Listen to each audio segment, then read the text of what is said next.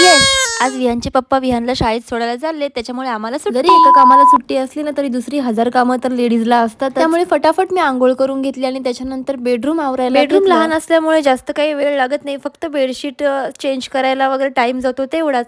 त्याच्यानंतर मी पटापट अशी झाडलोट करून घेतली आणि मस्तपैकी फरशी सुद्धा पुसून घेतलेली आहे. फरशी पुसून झाल्यानंतर डायरेक्ट मी किचन मध्ये आलेली आहे आणि आता विचार केलेला आहे की सगळी जी किचन मधली कामं आहेत ती आत्ताच आवरूया, म्हणून फटाफट कणिक मळून घेतलेला आहे आणि कांदा वगैरे चिरून घेते. आज अक्षरशः कांद्याने खूपच जास्त रडवलेला आहे मला. तर सकाळच्या नाश्त्यासाठी आणि दुपारच्या जेवणासाठी मस्त अशी वाटाण्याची भाजी करते आहे. मग काय फटाफट अशी कांद्याची दिली फोडणी, त्याचबरोबर चपातीला देखील टम्म अशी फुगवून घेतली.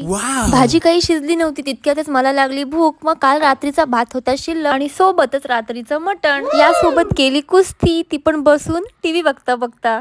मग काय पेट पूजा केली, त्याच्यानंतर भांडी वगैरे आवरली आणि माझ्या बच्च्याला स्कूल